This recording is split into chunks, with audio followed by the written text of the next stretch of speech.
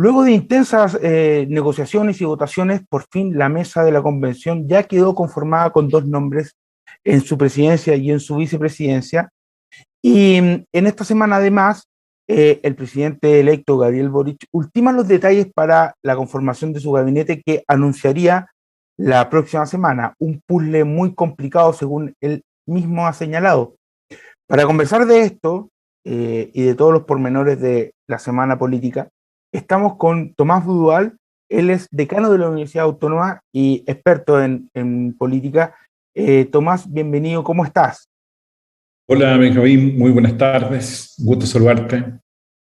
Muchas gracias. Mira, vamos primero a tratar de dibujar un poco el gabinete que proyecta el presidente Boric con algunos de los adjetivos que él mismo ha utilizado, porque él ha dicho, por ejemplo, que va a ser sin cuteo, que va a ser paritario, que va a dar un espacio para una nueva generación, pero a diferencia de Piñera, por ejemplo, o de Bachelet, que estaban, quizás tenían más libertad para elegir los nombres de su gabinete, especialmente en sus últimos dos mandatos, el presidente electo tiene que conformar un puzzle complicado realmente. ¿Cómo tú has visto esta proyección?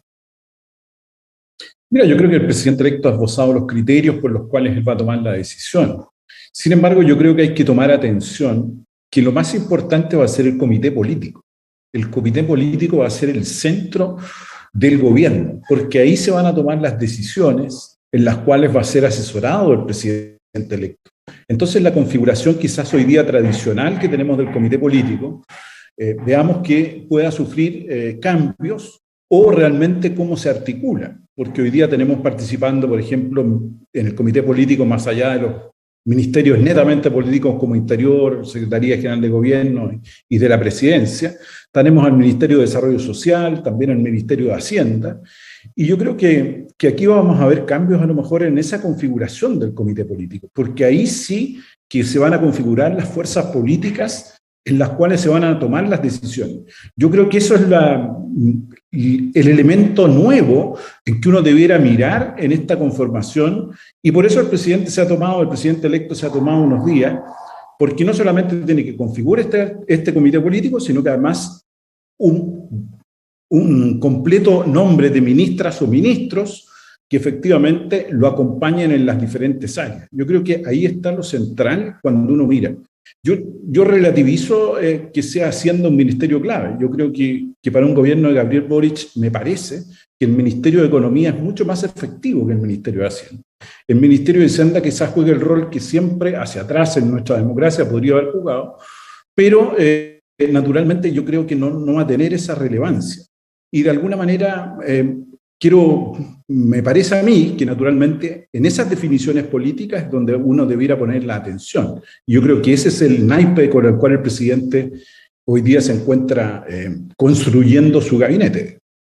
Y en esa lógica, ¿cómo encaja, por ejemplo, el rol que podría tener el ministro del Interior, considerando el empoderamiento o la prioridad que le dé el presidente electo, considerando que el Ministerio del Interior históricamente ha tenido esta doble función de coordinador político, pero también de garante y jefe de la seguridad, Ministerio del Interior y Seguridad Pública?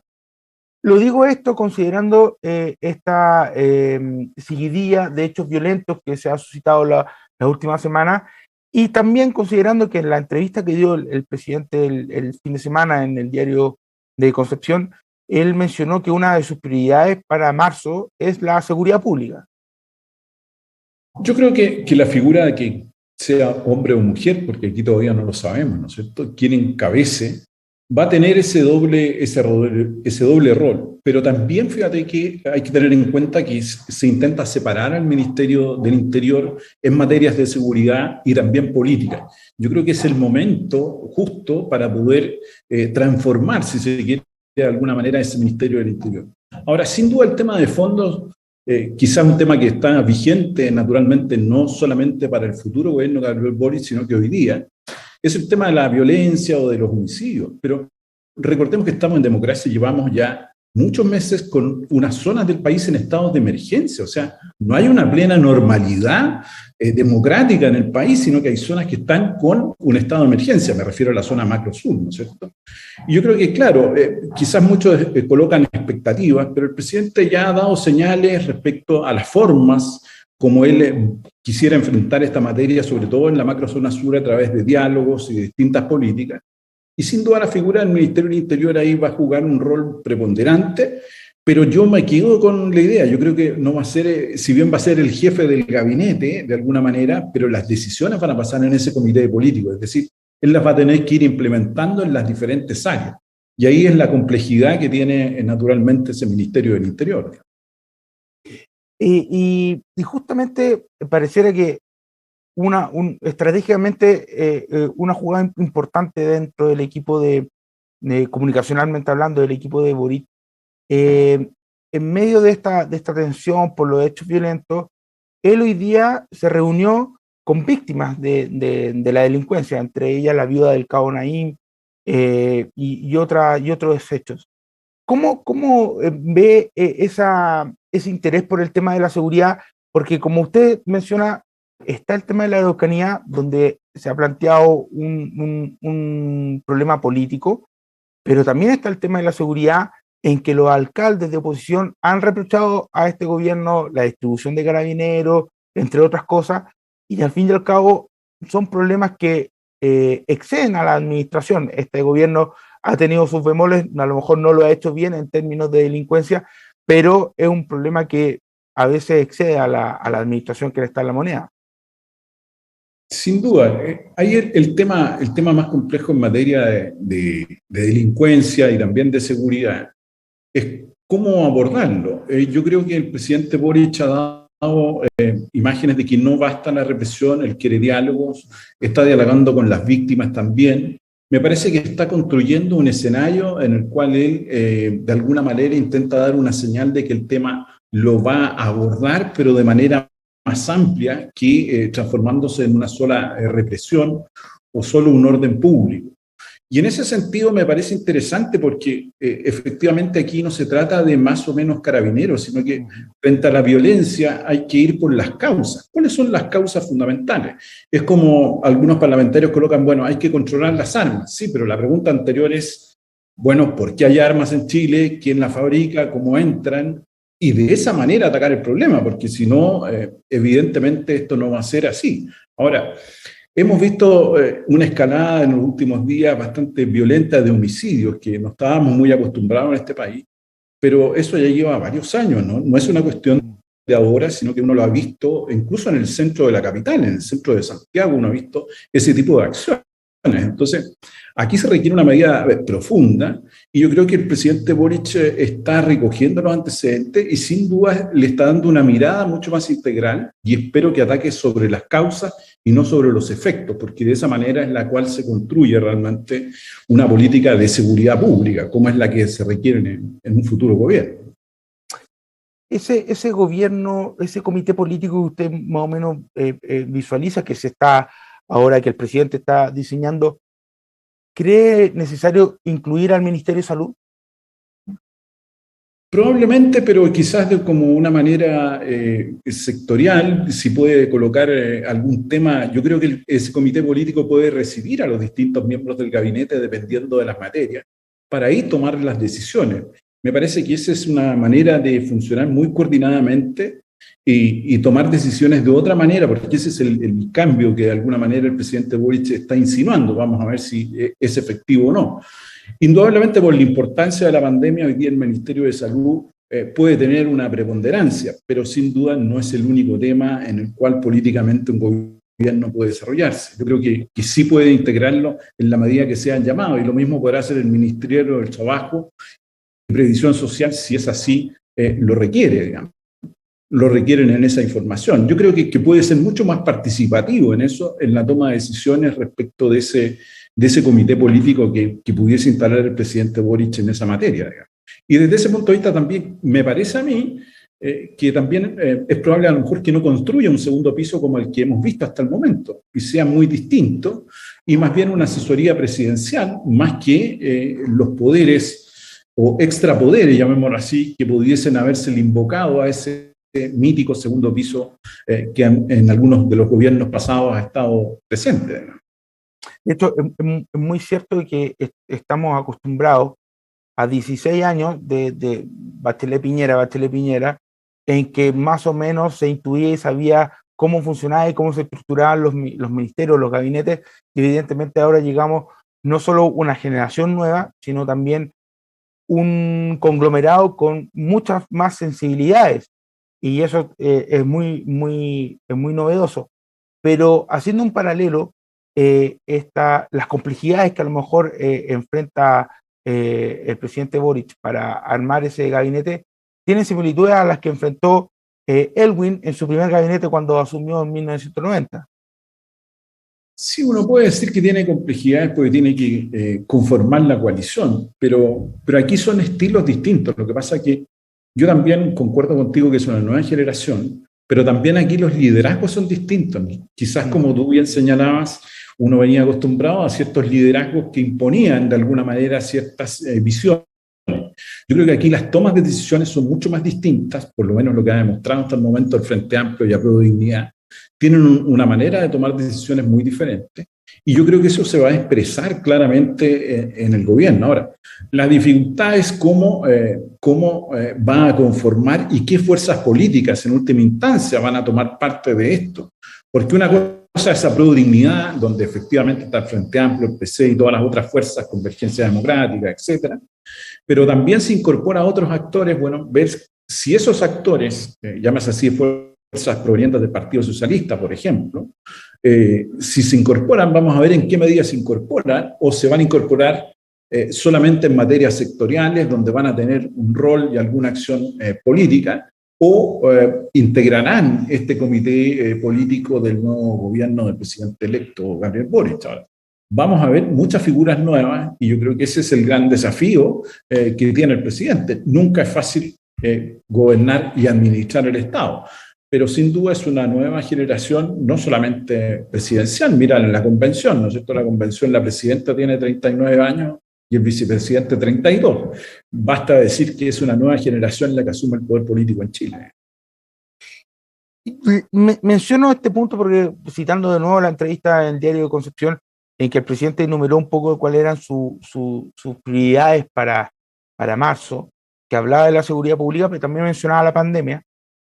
Y estamos en un escenario pandémico complejo, con esta nueva cepa, esta nueva variable que es distinta, que es más contagiosa, a lo mejor es menos dañina, pero igualmente contagiosa. Y el escenario de eventuales cuarentenas es muy difícil que se tenga que tomar. Al fin y al cabo, mucha de la población chilena ya está vacunada. Pero sí, el gobierno se va a tener que enfrentar a tomar decisiones complejas, por ejemplo, en el tema del regreso a clase. ¿Cómo ve esa complejidad cuando apenas asuma, tenga que tomar esas decisiones en algo en que este gobierno, a trompicones, con sus bemoles, ha terminado haciéndolo más o menos bien? Sí, yo creo que ahí vamos a ver en el gabinete y en la manera en cómo él comunique ese gabinete, vamos a ver un diseño estratégico. Yo creo que lo importante es que el presidente presente un diseño estratégico para este primer año, donde me parece a mí que lo más importante, naturalmente, en términos políticos, ¿no es cierto?, es la aprobación del nuevo texto constitucional. Ese es el diseño estratégico esencial por el cual el gobierno debe estar muy atento a esa materia. Y en segundo lugar, los temas, como tú dices, que van a permanecer. Una cuestión es la pandemia, que evidentemente ya empieza a aparecer, que algunos ya en España ya la empiezan a considerar como endemia, quitándole una categoría para que pase a un nivel distinto. Pero sin duda va a tener que enfrentarse a decisiones quizás no restrictivas, pero sí a una vuelta de la normalidad que hasta el momento ha sido parcial en distintos aspectos, sobre todo en materia de la educación, como tú dices, la educación presencial. Ahora, ahí vamos a ver si los gremios que encabezan, por ejemplo, el gremio de profesores ha sido muy duro con el actual gobierno, vamos a ver si efectivamente esos gremios levantan esa voz o simplemente empiezan a apoyar las decisiones que toma el gobierno, que me parece a mí que van de alguna manera encabezadas hacia una normalidad de la vida ciudadana, ya no a las restricciones o a las cuarentenas, etcétera. Producto de cómo está el país, de este avance en la materia de vacunación. Yo creo que ese escenario es bastante posible, y ahí vamos a ver las primeras tomas de decisiones, no solamente del gobierno, sino que también de los gremios, en su relación, de algunos gremios, en su relación con el gobierno. Cuestión que aparece, yo solo coloco un punto que a mí me parece mirar, ¿no? Algunos de ustedes podrán recordarse el Instituto Nacional y sus problemas. Bueno, cuando asume la alcaldesa Iris Hasler, claro, no estábamos en una normalidad total, pero ya ese problema pareciera haber bajado de revolución, es decir, tomó ciertas medidas y de alguna manera, bueno, ahora se incorporaron, las mujeres también ingresaron, hay distintas. Entonces me parece que hubo señales adecuadas en eso. Y probablemente en el próximo gobierno a lo mejor veamos las mismas señales que pueden coayudar en estos primeros meses al gobierno del presidente Gabriel Boric, porque es muy difícil para un gremio hacer un gallito en los primeros días que posteriormente más avanzado el gobierno. Tiene con tan amplia mayoría el presidente Boric que es difícil que tenga esa fricción, llamémoslo así. Pero va a ser interesante mirar cómo resuelve esas disputas. Pero justamente usted ahí observa como señales que envíe el gobierno entrante a los gremios, o también estos gremios que de alguna manera inicien un repliegue en esas críticas tan duras, a lo mejor para decisiones que si lo hubiera tomado este gobierno hubiesen sido muy críticas, pero si las toma el gobierno entrante de otro color político, pero también que entra con un mayor respaldo ciudadano, van a ser miradas de una manera distinta. Es que ahí en esa elección va a depender mucho de los ministros o ministras que el presidente tenga. Y una de las cuestiones esenciales son las redes que ellos tengan. Sin duda las redes son muy importantes en el mundo público, y me parece que ese va a ser un factor también a mirar en en este nuevo gabinete. Y también recordar que el Frente Amplio tiene una importante mayoría en los alcaldes, por ejemplo, en la región metropolitana, que también son un sostén importante, un soporte, llamémoslo así, del gobierno, y pueden permitirle un diálogo eficaz en ciertas materias, digamos, y coadyuvar al gobierno en ciertas cuestiones que pueden ser muy complejas, como por ejemplo en materia de seguridad, digamos. Yo creo que pueden establecerse coordinaciones adecuadas ahí entre ese mundo. Hay una gran cantidad de alcaldes que son independientes. Bueno, también pueden ser convocados a estas decisiones. Entonces, me parece que la importancia ahí va a ser las redes, cómo intervengan en estos diálogos los ministros y los diferentes actores. Yo creo que eso es esencial en la configuración que hablábamos anteriormente del gabinete, ¿no?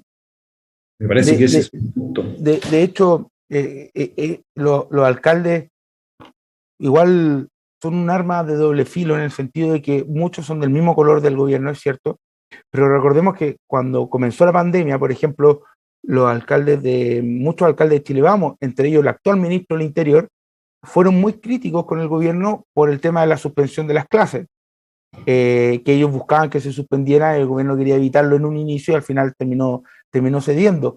Esa articulación con los alcaldes resulta clave, justamente el ministro del Interior, pero también a lo mejor otros cargos que nosotros no visualizamos y que pueden venir en ese comité político que usted menciona.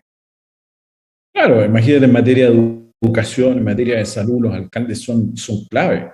Los alcaldes han demostrado hasta el minuto ir un poquitito más adelante incluso de la clase política, hasta ahora, ¿no? Porque cuando nadie hablaba de plebiscito, ellos hicieron casi un plebiscito constitucional, han estado muy pendientes y atentos a lo que sus ciudadanos, sus poblaciones les han demandado, y desde ese punto de vista han adquirido, yo diría, un protagonismo muy importante durante la pandemia, porque se ven los núcleos en cada uno de ellos, ¿no es cierto?, los núcleos y los contactos que tienen con los ciudadanos. Es decir, no hay lejanía entre el poder y el alcalde, y yo creo que entre los ciudadanos, digamos, y los alcaldes. Y ese contacto estrecho, me parece que este gobierno debiera cultivarlo, más allá incluso del color político de los alcaldes, porque es lo que le permite dar una gobernabilidad, sin duda. Según la última encuesta CADEM, un 46% cree que le va a ir bien a este gobierno. Igual son 9 puntos menos que en la medición anterior, que es una medición, son encuestas. A presidente Piñera se pensaba que el 58% pensaba que le iba a ir muy bien. Pero, por ejemplo, Cristian Valdivieso de Criteria dice que esa caída no es tan mala porque también es un efecto post-elección, bajan las expectativas, se ajustan y van más de la mano de la realidad, porque después de la elección todo el mundo está con mucha expectativa. ¿Concuerdan ese análisis de que va a tender a normalizarse y que en el fondo la gente va a empezar a ver este nuevo gobierno con una mirada más certera y no con esa euforia post-elección? Es probable, pero las expectativas siempre van a estar sobre el gobierno de Gabriel Boric. Por la alta votación obtenida, por su campaña, naturalmente las expectativas juegan un rol muy importante. Ahora, si eso ayuda a moderarlas, porque son demasiadas las expectativas que pudiese haber creado, bueno, de alguna manera eso puede ser. Ahora, esta es una mirada de un mes, uno debiera dejar pasar un poco. Yo entiendo que tampoco pues, el presidente electo ha sido el protagonista de estos meses, de estos días después de la elección. Sin duda que ahí quizás en marzo podemos tener una clarificación de realmente cómo el presidente ya electo ya pasa a ser presidente de la República. Yo creo que de ahí vamos a tener una medición clara respecto a cómo se enfrenta en este ámbito de las encuestas. Sin duda puede ser una baja de las expectativas, que me parece que es suficiente porque tampoco el presidente electo ha seguido en una campaña, paró su campaña y se dedicó a otras cuestiones que son naturalmente urgentes y primordiales, y yo creo que va a retomar los temas, y en la medida que vaya retomando los temas, yo creo que eso también le puede ir ayudando en la popularidad, si de alguna manera se quisiera decir a eso. Ahora, sin duda él mismo sabe que muchos de sus votantes son temporales, digamos, entran y salen los votantes y les gusta una cosa y dejan a otra las personas que votan o no. Son bastante rápidos en decir si no me gustó y si no se van. Es tan simple como eso. Hoy día es muy distinto, no hay esas fidelidades políticas tradicionales, sino que las personas se comportan de otra manera. Y eso yo creo que también lo tiene en cuenta. Ahora, dicho lo anterior, también nosotros tenemos en el fondo, y esto es para el proceso constitucional, un proceso muy largo desde que un presidente electo asume hasta que, que es electo hasta que asume. Imagínate si hubiera ganado en noviembre, hubieran pasado 3 meses, casi 4 meses, un presidente buscando y otro saliendo. Es una cuestión que hay que acoplar ahí para el proceso constituyente. La segunda vuelta también deja 2 o 3 meses, uno pudiese acortar ese periodo para que efectivamente pudiese comenzar. Claro, me dirá, usted está pensando que los deje sin vacaciones en febrero. Bueno, si ganó un gobierno por la ciudadanía y fue electo democráticamente, bueno, puede no tomarse vacaciones 1 año, ¿no? Yo creo que ese desafío es distinto, ¿no? No, bueno, la convención tiene abierto todo, puede que eventualmente la fecha de elección presidencial sea otra y la fecha en que asuma el mando sea otra, y evidentemente ese periodo de transición creo que es uno de los más largos del mundo. En otros países son 2 semanas o 3 semanas, aquí, bueno, casi 3 meses o 2 meses y medio, en que, bueno, tiene sus cosas buenas y sus cosas malas, porque genera esta tensión veraniega, en fin. Hace 8 años, cuando el gobierno terminó el primer gobierno de Piñera y asumió la presidenta Bachelet, la derecha también inició un proceso de repliegue, una travesía en el desierto, pero que fue relativamente corta, se reordenó rápidamente y existía más orden o tranquilidad en la forma de ser oposición y cómo proyectarse. Ahora pareciera que el escenario de la derecha es mucho más sombrío. Por lo pronto apareció un bloque más a la derecha, que es republicano, a la derecha de Chile Vamos me refiero. ¿Cómo observa al actual oficialismo, que le quedan menos de 2 meses de oficialismo y pasa a ser oposición? Yo creo que hoy día la derecha pasa por una crisis muy fuerte y también los grupos identitarios están colocándose al interior de la derecha. Obsérvese lo que pasa en la Convención Constitucional. El único grupo minoritario, que ni siquiera tiene una incidencia esencial en la convención, todavía no logra ponerse de acuerdo en una vicepresidencia. Me parece a mí que ahora el escenario es muy distinto porque la derecha debe compartir un diagnóstico político de lo que ha sucedido.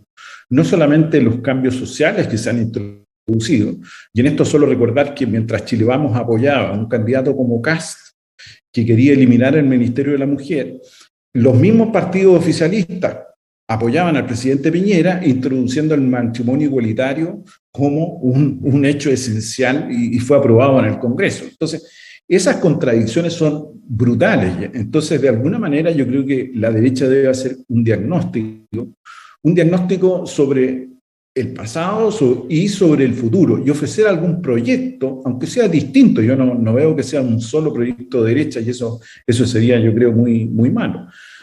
Pero creo que tiene que hacer un diagnóstico y sobre ese diagnóstico actuar, y no seguir actuando por los instintos. Me parece que hoy día sigue actuando con ciertos instintos, porque yo he visto a los partidos de derecha decir, vamos a hacer oposición, pero si eso no es novedad, si usted quedó en la oposición, ¿qué va a hacer desde la oposición? Esa es la pregunta de fondo. ¿Y qué va a ofrecer a este país, en este país que estamos en el cambio de un ciclo político y por lo tanto con cambios sociales, políticos y culturales muy importantes? ¿Qué ofrece la derecha al futuro? Esa es la gran pregunta, y yo creo que hoy día, si uno mira a los actores políticos, no la responden. Quizás a lo mejor la candidatura de José Antonio Kast o el Partido Republicano me dirá, mire, sí, yo sostengo que un sistema como el actual, económico, este tipo económico basado en el mercado, en la posición, es lo importante, y por lo tanto eso es lo que voy a defender, más la seguridad y otro tipo de acciones. Bueno, eso puede ser una visión, pero necesariamente eso no ofrece un proyecto a futuro. Yo creo que ahí donde está, y hoy día la derecha no está respondiendo, y creo que tiene que pasar un tiempo para aquello. Ahora, las expectativas quizás pueden ser muchas, pero a lo mejor también en esta renovación política y en las nuevas figuras que aparezcan en el Congreso, quizás ahí hay también un espacio importante de decisiones. ¿Y hay algún modelo para esa renovación en el mundo, o en general las centro derechas del mundo enfrentan algún tipo de problema? Bueno, en general lo hemos conversado en este espacio muchas veces, las democracias liberales ya antes de la pandemia tenían problemas, ahora aún más, pero pareciera que las centro derechas en varias partes del mundo están con las ideas agotadas. ¿Hay algún modelo al cual asirse y poder proyectarse? Yo no diría que están agotadas, yo diría que la derecha chilena tiene problemas profundos. Si uno mira el programa de gobierno del presidente Macron en Francia, muchos de la derecha aquí en Chile no estarían de acuerdo con eso. Entonces, ese cambio, ahora para qué vamos a decir la derecha alemana, que entre comillas, ¿no?, es la democracia cristiana alemana, ¿no? Pero naturalmente yo creo que esa mirada, ese cambio en los cuales esta nuevo orden está cambiando en el país, una parte de la derecha no lo ha hecho. Me parece que eso es esencial en su discusión, y tomar posiciones en esa manera, sean mayoritarias o no dentro de ese sector político. Pero yo creo que esas expresiones son las que efectivamente son las importantes. Mencionó justamente la democracia cristiana, que uno a priori piensa inmediatamente en centro izquierda. Después de la seguidilla de elecciones del 2021, ¿existe un centro político en Chile? ¿Dónde está ese centro político? Y si existe, ¿qué rol va a jugar en estos años? Yo creo que el centro político, tal como lo conocimos, ha ido desapareciendo. Fundamentalmente los partidos sociales cristianos en Europa vienen a la baja desde hace muchos años. Son fuerzas políticas que no tienen una alta adhesión. Y en nuestro continente también, recordemos que había partidos cristianos en Chile, en Uruguay, en Venezuela, etc. Bueno, han ido también, se ha ido produciendo aquello. Mi impresión es que ese centro político, que de alguna manera fue ocupado por la democracia cristiana, anteriormente quizás por el Partido Radical, me dirán otros, yo creo que de alguna manera ese centro político hoy día ha ido desapareciendo. Y es esa la importancia, digamos, de que esta nueva clase política, de izquierda, de derecha, construyan unas posiciones de centro que pueden no ser mayoritarias, más bien de centro por decir que están en un espacio entre la izquierda y la derecha, ¿no? Pero darle contenido a una posición distinta. Y yo creo que ahí uno puede ver, pero hoy día está muy fragmentado. Yo no veo una posición nítida ni clara en eso. La centroizquierda también abandonó muchas de esas políticas. De hecho, si el Partido Socialista entra a Prodignidad, bueno, vamos a tener otras fuerzas políticas distintas. Yo creo que estamos en esa readecuación de alianzas y de partidos políticos que las vamos a ver. Hoy día me parece un centro vacío de contenido y no tener partidos identificados. Naturalmente, como hay un multipartidismo casi extremo, atomizado, diría Sartori, porque son más de 20 los que van a tener representación parlamentaria.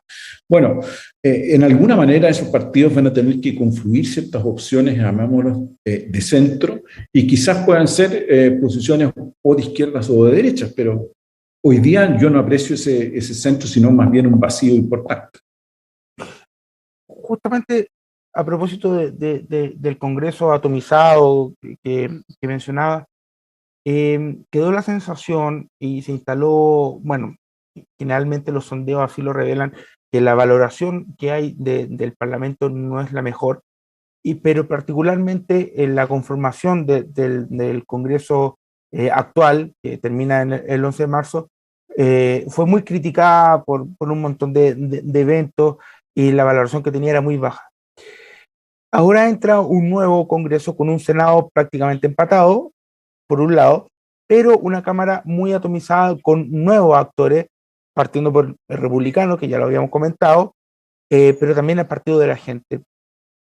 ¿Usted cree que va a continuar esa sensación negativa de la gente hacia el Parlamento o va a haber una especie de reconciliación con esta nueva conformación? Yo creo que esa legitimidad que ahí perdieron las instituciones en Chile, es muy probable que la recuperemos solo desde la construcción de la nueva Constitución, más que ahora. Ahora, será importante el comportamiento que tengan estas fuerzas políticas durante marzo y junio, por decirlo así, de este año, porque eso va a marcar de alguna manera una cierta percepción de cómo funcionan tanto el Senado como la Cámara de Diputados, sobre todo en la colaboración que presten frente al gobierno del presidente Gabriel Boric. Yo creo que ese es el punto esencial, la manera en que cómo estas fuerzas colaboren en las transformaciones que efectivamente el presidente Boric va a tener que emprender debido a su programa, naturalmente, y a su propuesta. Bueno, en esas transformaciones yo creo que ahí el Congreso va a tener que jugar un papel importante. Ahora, siempre uno va a ver en esta coexistencia del Congreso, ¿no es cierto?, una suerte de que algunos, ¿no es cierto?, por pocos votos pueden apoyar o no ciertas medidas, pero lo cual sería interesante es que institucionalmente las fuerzas políticas pudiesen dar esas señales, por lo tanto, porque eso ayudaría a recomponer de alguna manera esta legitimidad que se ha ido perdiendo de las instituciones y especialmente del Congreso. Justamente esa valoración revaloración de las instituciones va dada con la nueva Constitución, con la propuesta que tiene que emanar de la Convención, y pasando justamente a ese tema, ¿qué sensación le ha dejado esta nueva dupla que va a comandar la Convención, María Elisa Quintero y Gaspar Domínguez? Yo creo que la elección de la presidenta y el vicepresidente fue una alerta para Prodignidad.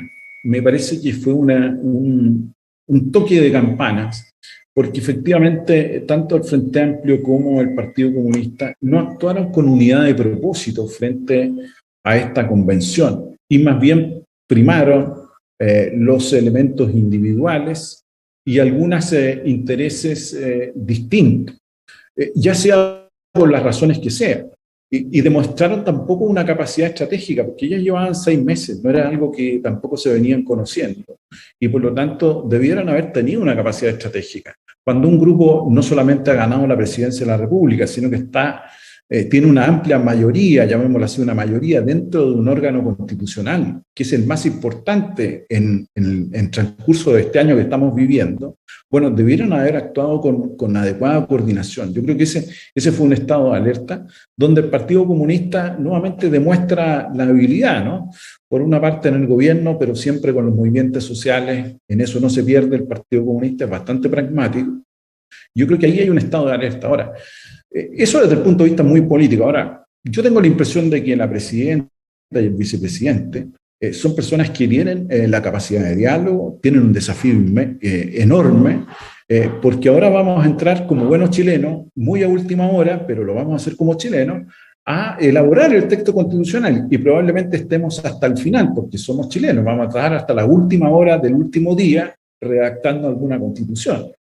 Y aquellos que, si me permite decir una analogía muy particular, ¿no? Aquellos que piensan que esta gran división va a impedir el texto constitucional, yo creo que hay un fantasma que siempre va a estar en la Constitución, que es la Constitución del 80 y la figura de Pinochet. Digamos. A última hora, yo creo que eso va a ser como un argumento ya quizás en las mentes, en las cuales todos los grupos políticos al interior de la convención van a tener que construir esos acuerdos. Ahora, ¿serán mínimos o máximos? Yo creo que siguiendo las tradiciones, las constituciones nuestras son bastante más largas y no van a ser tan mínimos. Digamos. Nos gusta escribir mucho.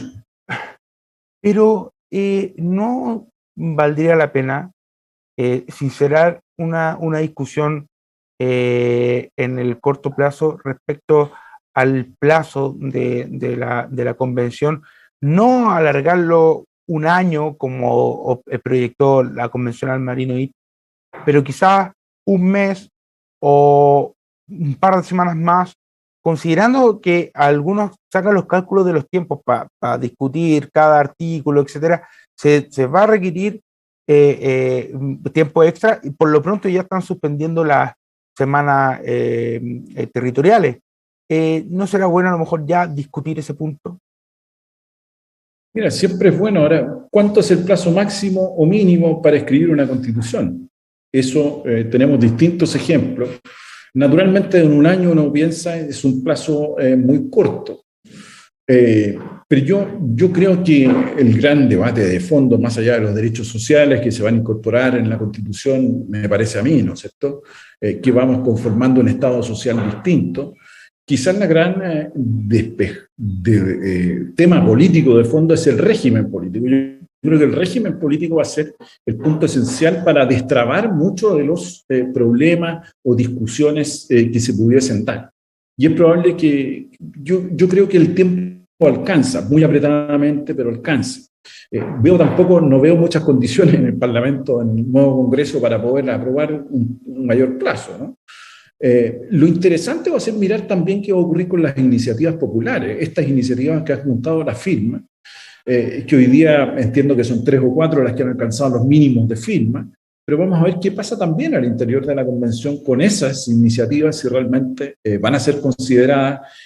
Consideradas tienen que ser, vamos a ver si las llevan a cabo o no, va a ser importante mirar porque es una forma de participación diferente y yo creo que también eso va a estar dentro del tema. Ahora, me parece a mí que el plazo, claro, uno puede decir, mire, alargo 2 meses más, 3 meses más, eso podría asegurar que el texto terminara en determinado tiempo, probablemente, ¿no? Yo sé que el plazo es muy corto, pero lo veo poco viable hasta el minuto ese término, ese alargar el periodo. Y quizás para el gobierno también tampoco sea muy conveniente seguir con un debate constitucional cuando pretende gobernar y implementar otras políticas en paralelo, digamos, porque este tema se va a llevar mucho de la energía política, especialmente en la redacción final del texto. Como digo, el régimen político para mí es lo esencial en esta nueva constitución. ¿Qué le parece esta discusión o este debate que se generó entre el saliente vicepresidente Jaime Baza y Agustín Esquella, el convencional, para explicar lo ocurrido la semana pasada después de las 10 votaciones, mientras Baza planteaba que era un ejemplo de democracia real, participativa, deliberativa, esto de ver a los convencionales discutiendo en los patios y acordando y deshaciendo acuerdos? según iban avanzando las elecciones, y Esquella, que fue mucho más crítico y dijo que había sido un espectáculo, que se requería una autocrítica bien dura en respecto a lo que habían proyectado. Ahí hay un choque por lo pronto generacional, de dos visiones muy distintas de lo ocurrido, pero también detrás hay una proyección de los debates que podrían venir de los temas de fondo, con dos académicos y dos expertos constitucionales, bueno, y de historia, de una sensibilidad a lo mejor de izquierda o de centro izquierda, pero que tienen dos, que generan un choque de visiones. Sí, yo creo que eso va a estar, si las misiones van a ser radicales. Hay cuestiones también radicales en materia, por ejemplo, quizás en los derechos de los propios animales que se discuten, o algunos temas que han salido.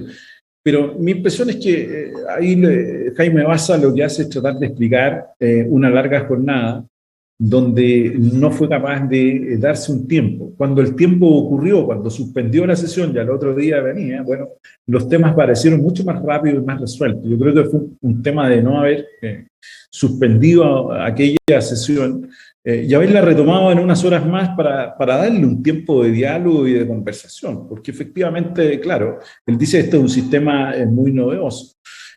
Las convenciones de los partidos a mediados de los años 50, en 1950 en Chile, es bastante parecida a las votaciones, iban descartándose uno y otro. Es un sistema bastante parecido, digamos. Y duraban hasta tarde igual, hasta la madrugada. Y duraban hasta tarde igual, entonces tampoco es una cuestión muy...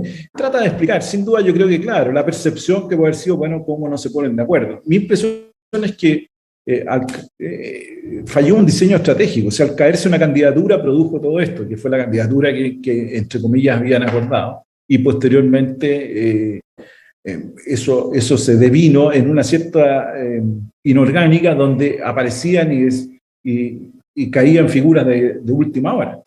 Y hay que recordar que la presidenta de la convención es electa con un voto de la derecha, ¿no? Ese fue el voto al final que le dio esa consistencia. Entonces, es evidente que claro, Jaime Baza hace una defensa porque para muchos puede haber sido un exceso. Yo creo también que fue un exceso.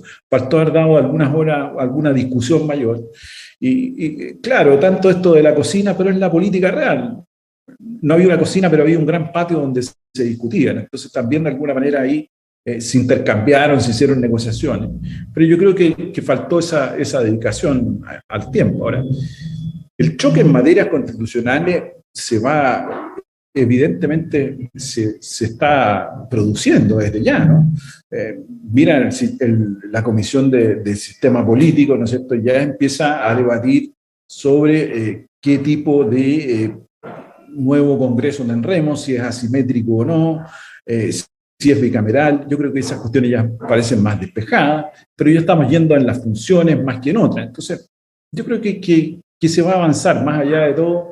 Yo encuentro bueno que se produzcan estos debates. Ahora, lo que ocurrió es, como digo yo, una alerta para Aprodignidad, porque ese es el reflejo de una larga noche muy inorgánica de votaciones que más bien dibujó intereses identitarios que el bien de la convención. Yo creo que ese fue el punto de fondo. Alertas y debates que seguiremos analizando acá en EMOL TV. Tomás, muchas gracias por la conversación. Muchas gracias, Benjamín. A ustedes los dejamos invitados para seguir informándose en emol.com. Muchas gracias.